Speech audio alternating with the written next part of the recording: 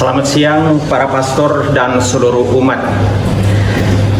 Atas nama Kuria Keuskupan Agung Makassar, kami menyampaikan beberapa hal berikut ini.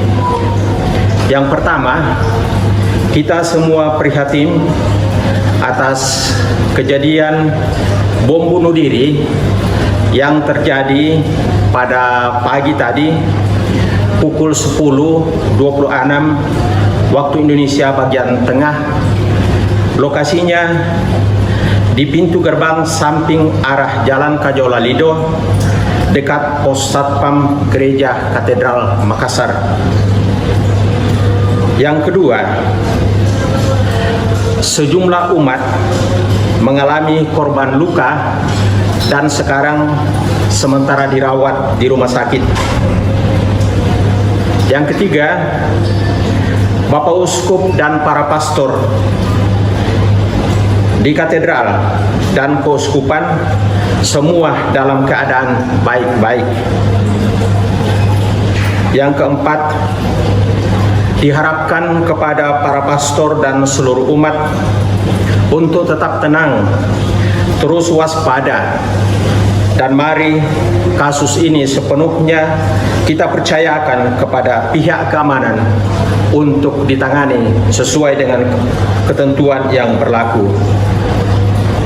Yang kelima, khusus untuk paroki Katedral Makassar, misa Minggu Palem dari siang sampai malam hari ini dibatalkan. Dan yang terakhir, mari kejadian ini kita terus bawa dalam doa-doa kita. Terima kasih. Tuhan memberkati.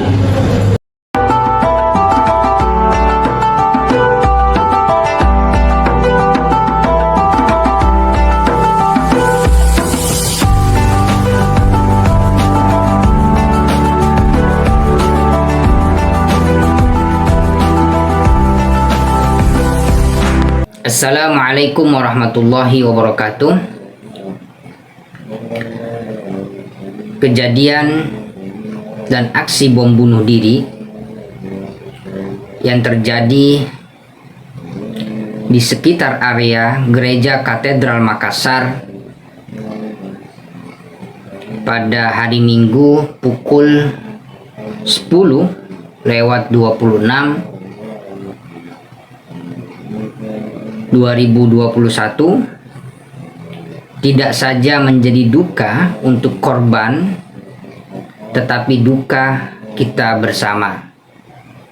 Sejujurnya tidak ada agama yang mengajarkan tindakan demikian.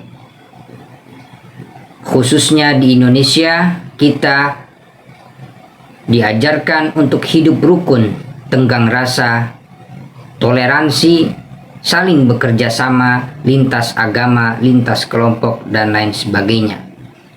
Itulah mengapa Indonesia selalu kita sebut dengan Bhinneka Tunggal Ika. Berbeda-beda, tetapi kita bisa bersama-sama di dalam menahkodai, memajukan, dan mewujudkan peradaban, serta kita bisa bersama-sama untuk menahkodai negara ini untuk menciptakan kedamaian, kesejahteraan, dan kebahagiaan. Oleh sebab itu, saya ingin menjelaskan beberapa hal terkait dari perilaku orang-orang yang gagal di dalam memahami ajaran agama, kemudian dia membantai masyarakat, serta menganggap perbuatannya adalah benar dan menganggap orang yang ditujunya adalah salah. Oleh sebab itu, saya ingin mengatakan bahwa membunuh satu nyawa dianggap di dalam ajaran agama dia adalah tidak beriman. Imam Abu Mansur Al-Maturidi, salah satu imam Ahlus Sunnah wal Jamaah yang terkenal di dalam ilmu kalam, ketika menafsirkan salah satu ayat di dalam Al-Quran, "Man qatala nafsan bighairi nafsin aw fasadin fil ardi faka'annama qatalan nasa jami'a." Barang siapa membunuh seseorang bukan karena orang itu membunuh orang lain, atau bukan karena berbuat kerusakan di bumi, maka seakan-akan dia telah membunuh semua manusia. Itulah sebabnya mengapa saya mengatakan peristiwa yang terjadi di gereja katedral tidak saja duka untuk korban, tetapi duka bagi kita semua. Pernyataan bahwa pembunuh dianggap telah melakukan hal-hal yang menjerumuskan dia kepada kekafiran. Mereka yang melakukan menganggap orang yang dituju atau yang menjadi objek disebabkan dia karena kafir. Tetapi di dalam paradigma yang sebenarnya, justru karena mereka melakukan tindakan seperti itu membuat dia masuk di dalam kategori kafir. Mengapa? Kafir itu berasal dari sesuatu yang bermakna tertutup. Dia telah tertutup dari ajaran agama yang semestinya dan sebenarnya. Oleh sebab itu, Imam Abu Al-Mansur Al-Maturidi menuliskan, "Man istahalla qatla nafsin harramallahu qatlaha bighairi haqqin faka'annama istahalla qatlan nasi jami'a li'annahu yakfuru bistihlalihi qatla nafsin muharramin qatluha fakana ka istihlali qatlin nasi jami'a li'anna man kafara bi ayati min kitabillah yasiru kafiron bil kulli." Maksudnya apa? Siapa yang menganggap legal pembunuhan satu nyawa tanpa alasan yang benar yang telah diharamkan oleh Allah Subhanahu wa taala, maka seolah-olah dia telah melegalkan pembunuhan kepada seluruh manusia. Dia telah menjadi kafir karena telah melegalkan pembunuhan itu, baik bom bunuh diri atau melempar bom kepada orang yang kemudian menyebabkan instabilisasi sosial itu terjadi. Nah, oleh sebab itu orang-orang ya ketika dia melakukan aksi-aksi teror seperti bom bunuh diri itu merupakan gunung es dari cara berpikir yang eksklusif dan hanya mengenal kebenaran pada diri dia dan kelompoknya, serta tidak mengenal kebenaran pada diri orang lain. Eksklusivitas yang terdapat pada diri dia berujung pada tindakan ekstrim. Tindakan ekstrim itulah yang menyebabkan dia terkategorikan atau menjadi bagian daripada orang kafir itu sendiri. Jadi sampai di sini kafir itu tidak sebagaimana orang umumnya mentafsirkan hanya tertuju kepada non-muslim semata. Justru kita sebagai orang Islam sendiri bisa mengenai daripada objek kafir itu sendiri. Oleh sebab itu di dalam ajaran agama, surga itu diharamkan ya bagi pembunuh non-muslim. Selama ini kaum radikal teroris menganggap dengan mereka melakukan aksi-aksi kejahatan, aksi-aksi keji dan brutal menyebabkan mereka cepat bertemu dengan 72 atau 73 bidadari. Padahal yang sesungguhnya adalah bahwa surga diharamkan bagi pembunuh non-muslim. Jadi Indonesia ini sudah disepakati dengan dasarnya Pancasila, ya, sistemnya demokrasi, dan negaranya disebut dengan negara muslim, pemerintahan yang islami. Bukan pemerintahan Islam ya, pemerintahan yang islami. Bukan negara Islam, tetapi negara yang islami. Apa yang saya maksud dengan kedua kedua istilah tersebut.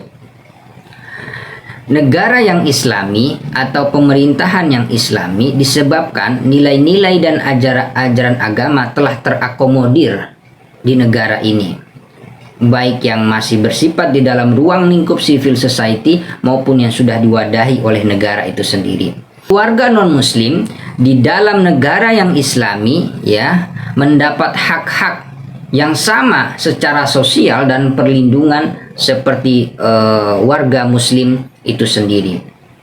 Makanya hak pertama yang diberikan kepada mereka oleh negara di dalam pemerintahan yang islami adalah mendapatkan perlindungan dari serangan pihak manapun serta kejahatan, gangguan ya, baik yang bersifat internal maupun eksternal.